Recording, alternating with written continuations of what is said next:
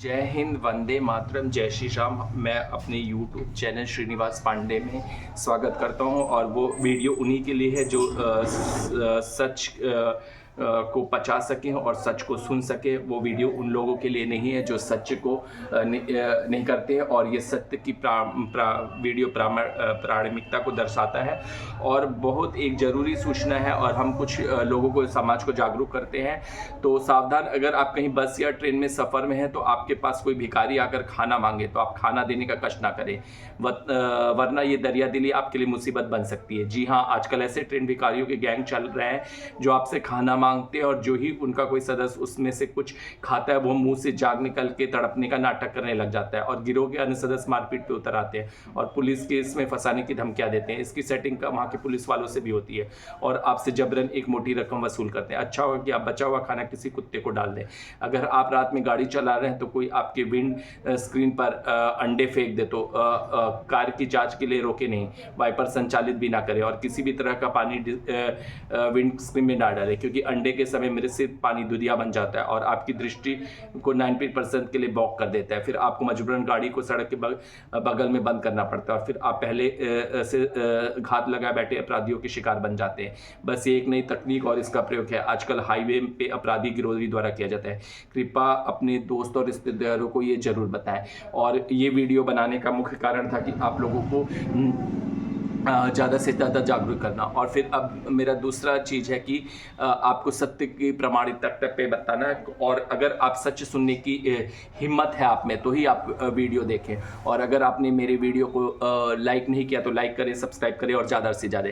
Corona महामारी में एक ईमानदारी प्रधानमंत्री का मजाक माने, जरा गौर से ध्यान दें। गांधी परिवार में मनमोहन सिंह को प्रधानमंत्री के पद पर नियुक्त किया और खूब लूट मचाई। 214 तक कांग्रेस की केंद्र सरकार में भी रही। भूल गए होंगे क्योंकि हमारी स्मृति बहुत कमजोर होती है, इसलिए याद दिला देता हूं। 15 अगस्त 2000 तो असम के फीजी स्कूल में बम ब्लास्ट, 18 मरे, 40 घायल। 5 जुलाई 2005 अयोध्या में राम जन्मभूमि पर आतंकी हमला, 6 मरे, दर्जनों घायल। 28 जुलाई 2005 जौनपुर में श्रमजीवी एक्सप्रेस ट्रेन में आरडीएक्स द्वारा बम विस्फोट, 23 मरे, 50 घायल। 29 अक्टूबर 2005 दीपावली के त्यौहार में 2 दिन पहले दिल्ली के गोविंदपुरी की बस पहाड़गंज और सरोजनी नगर के भीड़ वाले इलाके में सीरियल ब्लास्ट, 70 लोगों की छित्र उड़ा दिए गए और 250 से ज़्यादा घायल हुए, ताकि अहमद डॉन और रफीक मास्टरमाइंड। 28 दिसंबर 2005 बेंगलोर के इंस्टीट्यूट ऑफ साइंस पर आतंकी हमला, 1 मरा, 4 घायल। 7 मार्च 206 हिंदू की श्रद्धा के केंद्र वाराणसी के प्रसिद्ध संकट मोचन मंदिर और भीड़ भाले वाले कैंट रेलवे स्टेशन पर 3 बम ब्लास्ट करके 18 श्रद्धालु नागरिकों को बम से उड़ा दिया गया, 100 लोग घायल हुए। लश्कर कुहाब और सिमी का हाथ। 11 जुलाई 2006 मुंबई में एक सदस्य माटुंगा रोड, महिमा मांद्रा, खार रोड, जागेश्वरी, भाईचंद, बोरवली स्टेशन के लोकल ट्रेन में सीरियल ब्लास्ट, 290 मरे, 700 से ज़्यादा घायल। फैसल शेख, आसिफ अंसारी, आसिफ खान, कमल अंसारी, अतमा सिद्दीकी और नावेद खान घटना के प्रमुख सूत्रधार। 8 सितंबर 2000 मालदीव की मस्जिद में सीरियल ब्लास्ट, 27 मरे, 125 घायल। प्रतिबंध आतंकवादी संगठन student Islamic movement of India का हाथ। बाद में चार्जशीट बदलकर हिंदू आतंकवाद की ऐतिहासिक असफल थ्योरी बताने की कोशिश गई।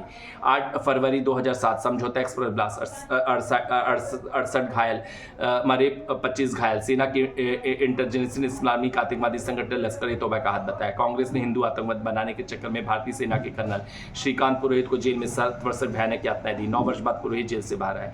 हैदराबाद की मक्का मस्जिद में ब्लास्ट, 16 मरे, 100 घायल। हरकत उल जिमाद उल अलामी का हाथ। कांग्रेस ने हिंदू आतंकवाद को असफल थ्योरी एक बार फिर सिद्ध करने का प्रयास किया। कहने को आतंकवाद का कोई धर्म नहीं होता, लेकिन हिंदू आतंकवादी होता है। 14 अक्टूबर 2000 लुधियाना के थिएटर में ब्लास्ट, 6 मरे लोग। 24 नवंबर 2007 उत्तर प्रदेश में लखनऊ, अयोध्या और बनारस के नालियों को सीरियल बम ब्लास्ट, 16 मरे, 29 घायल। 1 जनवरी 2000 रामपुर उत्तर प्रदेश में सीआरपीएफ कैंप पर हमला, 8 मरे, 7 घायल। लश्कर ए तौबा का हाथ। 13 मई 2000 जयपुर के छोटी चौपड़, बड़ी चौपड़, मारकपुर पुलिस स्टेशन, एरिया जोरी बाजार, त्रिपोलिया बाजार, कोलावाली क्षेत्र में आरडीएक्स द्वारा 9 जगहों पर सीरियल ब्लास्ट, 63 मरे, 200 घायल। हरकत जिहाद उल इस्लामी ने ली जिम्मेदारी। 25 जुलाई 2008 बेंगलुरु में से 8 सीरियल ब्लास्ट, 2 मरे, 20 घायल। 26 जुलाई 2008 गुजरात के अहमदाबाद में 17 जगहों पर सीरियल बम ब्लास्ट, 13 मारे, 110 घायल। मुफ्ती अबू बशीर, मास्टरमाइंड अब्दुल कादिर, हासिन मोहम्मद, इब्राहिम ने मिलकर कराची पाकिस्तान में बैठे नेटवर्क की सहायता से बम विस्फोट किए। 13 सितंबर 2000 दिल्ली के Ghaffar Market, Barakhamba Road, GK1 Central Park में 31 मिनट के अंदर 5 ब्लास्ट और अन्य 4 बम निष्क्रिय किए गए। 23 मरे और 150 से ज्यादा घायल। Student Islamic movement of India के फिटिंग इंडियन मिजाबुद्दीन ने किया ब्लास्ट। 27 दिसंबर 2000 दिल्ली मोहाली के इलेक्ट्रॉनिक मार्केट में 2 बम ब्लास्ट, 13 मरे और 20 घायल। 1 अक्टूबर 2008 अगरतला में बम विस्फोट, 4 मरे, 100 घायल। 21 अक्टूबर 2008 इम्फॉल में बम विस्फोट, 17 मरे, 25 घायल। 30 अक्टूबर 2008 असम में बम विस्फोट, 21 मरे और 500 से ज्यादा घायल। 25 नवंबर 2008 मुंबई हमला, Taj Hotel, Oberoi Hotel, Cama Hospital, नामाजीन हॉल, Leopold Cafe, Chhatrapati Shivaji Terminal पर आतंकवादी हमला, 160 लोग मरे, 1 से गए। 1 जनवरी 2008 गुवाहाटी में बम ब्लास्ट, 6 मरे, 67 घायल। 6 अप्रैल 2009 गुवाहाटी में बम ब्लास्ट, 7 मरे, 62 घायल। 13 फरवरी 2000 पुणे की जर्मन बेकरी में बम ब्लास्ट, 17 मरे, 17 घायल। सिमी इलेक्ट्रॉनिक मियाजू में इस्लामिक मुस्लिम फ्रंट की भारतीय शाखा द्वारा किया गया बम ब्लास्ट। 7 दिसंबर 2000 दसा समेत घाट पर गंगा आरती के समय बम ब्लास्ट, 13 मरे, 36 घायल। Student Islamic movement of India का आउटफिट इंडियन मुजामिन ने किए ब्लास्ट। 13 जुलाई 2000 गए मुंबई के ओपरा हाउस, जावेरी बाजार और दादर एरिया में भीषण बम ब्लास्ट, 36 मरे, 130 लोग घायल। Student Islamic movement of India के आउटगोइंग इस्लामिक मोदी ने किए ब्लास्ट। 7 दिसंबर 2000 दिल्ली हाई कोर्ट में ब्लास्ट, 17 मरे और 100 घायल। हरकत दिल्ली में इस्लामिक आउटपुट या भारतीय मेडिकल छात्र वसीम अकरम अली बम ब्लास्ट का मास्टरमाइंड। 13 फरवरी 2000 इस्लामिक डेवलपमेंट की कार से बम उड़ाने का प्रयास, बम सही से फटा नहीं, 4 घायल। भारतीय पत्रकार मोहम्मद इकराम की संलिप्तता। 1 अगस्त 2000 Pune bomb blast, Islamic movement of India के आउटगोइंग इंडिया मुजामिन में किए ब्लास्ट। 21 फरवरी 2000 और हैदराबाद में 2 बम ब्लास्ट, 31 मरे और 130। इंडियन मुजामिन का फाउंडर यास्मीन अटकल, उस्ला अख्तर, तहसीन अख्तार एसएक बम में मास्टरमाइंड। 17 अप्रैल बेंगलुरु में बम ब्लास्ट में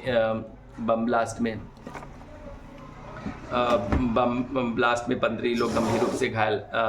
म्यांमार में रोहिंग्या आतंकियों के खिलाफ हुई कार्रवाई के विरोध में भारत के विरोध के बोध में गया में उमर सिद्दीकी, अजरुद्दीन कुरैशी, मोहम्मद अंसार, हैदर अली, इम्तियाज अंसारी ने बिहार में दलाने की रची थी साजिश।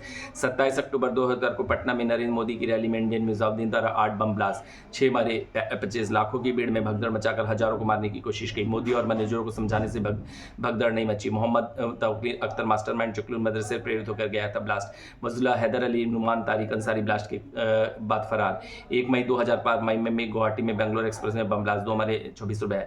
इन आंकड़ों से 10 वर्ष में वामपंथी मौलवियों द्वारा किए हमले और जम्मू कश्मीर में के हमले, गोधरा कांड शामिल नहीं, क्योंकि वो लोग अलग विषय हैं। यहाँ एक बात और याद दिलाना जरूरी कि अब वाटला हाउस इनकाउंटर हुआ था और इंडियन मुजाहिदीन के आतंकवादी उसमें मारे गए थे। तत्कालीन कांग्रेस की मुखिया श्रीमती उन आतंकवादी की लाशों को देखकर फूट कर रही थी, जैसे कोई अपने घर का चला गया हो। 214 में मोदी के आने के बाद इस लेख में लिखे जाने तक मुझे याद नहीं है कि दिल्ली की सैकड़ों, हैदराबाद, अहमदाबाद और चौराहे पे, जयपुर और बनारस की गली में कोई ऐसा बम ब्लास्ट हुआ है। कई लोग मंदिर या मस्जिद जाने वाला, कोई दिवाली के लिए खरीदारी करने वाला, कोई रेस्टोरेंट में अपने परिवार के साथ बैठे व्यक्ति या मुंबई की लोकल ट्रेन में याद कर एक नागरिक बम ब्लास्ट में चित्र हो जाए और अगले दिन वह नहीं बल्कि उसकी लाश उसके घर लाश पहुंचे। जानते हैं क्योंकि इस देश में आम चुनाव द्वारा इलेक्टेड प्रधानमंत्री नरेंद्र मोदी का राज है, जबकि आज से पहले आतंकवादी की लाश पर आंसू बहाने वाले द्वारा सेलेक्टेड प्रधानमंत्री का राज था। राजनीति को बहुत बार निंदानाथ कहा गया है, परंतु गृह मंत्री उनका कार्यकाल सफल रहा है। देश के अंदर जो रुकपाक नहीं, जिसका गवाह ये देश 2005 से 2014 तक से बनाता और वहाँ हर जगह होने वाली अनाउंसमेंट को अपने आसपास रखी हुई लावारिस वस्तु होना चाहिए, इसमें बम हो सकता है, आजकल नहीं सुनने को मिलती। और now decide yourself which political party and leaderships are competent to lead the country without a message and restrict the terrorist activity in the country। जय भारत, वंदे मातरम, जय हिंद, जय वंदे मातरम। तो ये आपने पढ़ा और ये इसको गौर कीजिए। और अब एक और आपको मैं रोचक घटना सुनाता हूँ। भूता सी नजर आने वाली एक बंद फैक्ट्री है रानी बाग, उत्तराखंड में, HMT की। किसी समय ये भारत का वक्त बताती थी। भारत की एकमात्र घड़ी कंपनी थी, भारत सरकार की उपक्रम थी। कभी उसी घड़ी लेने के लिए सालों की वेटिंग होती थी। इस कंपनी के पास भारत के सर्वेश्रेष्ठ डिजाइनर थे, इंजीनियर थे। बस नहीं थी तो इच्छा शक्ति समय से चलने की, ग्राहकों को भगवान मानने की। सारी दुनिया क्वार्टर्स टेक्नोलॉजी में आ चुकी थी, लेकिन HMT की जिद थी कि उन्हें मैनुअल चाबी भरने वाली घड़ियां ही बनाएंगे। उसकी भी डिमांड सप्लाई का गैप उतना ही ग्राहकों को सालों इंतजार करना पड़ता था, रिश्वत लेनी पड़ती थी। कंपनी का मैनेजमेंट सब तरह से कमाता था, ग्राहकों को ब्लैक में पैसा न लेकर पावरफुल लोगों को समय से घड़ी देकर एहसान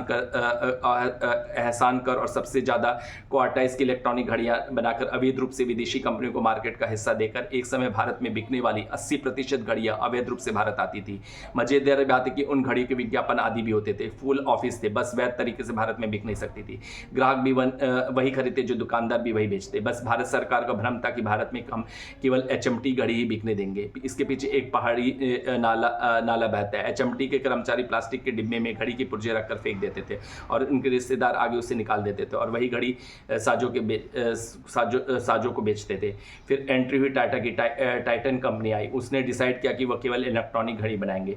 HMT के पास उनसे मुकाबले की रणनीति यह है कि हम सरकार को बोल किसी प्राइवेट कंपनी को ना आने देंगे। पर टाटा भी इतने हल्के में नहीं थे।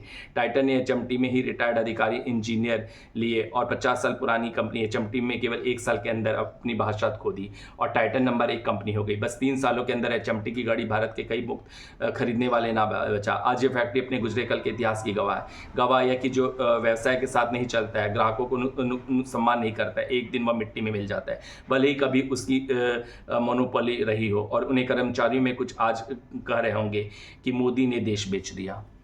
तो आपको ये वीडियो कैसा लगा? अगर वीडियो से आप हमारे सहमत हैं और हमारे वीडियो को आप ज़्यादा से ज़्यादा शेयर करें और लोगों तो को सच्चाई का आईना दिखाएं, क्योंकि हम सच्चाई का आईना है दिखाने के लिए ही ये चैनल का निर्माण हुआ है। सच बोलता है, सच कभी के पाँव नहीं होते, सच हमेशा सच होता है, सच बोलता है। और ये ऐसे ही सच और वो वीडियो वही देखें जो सच सुनने की क्षमता रखते हैं। जय हिंद, जय भारत, वंदे मातरम।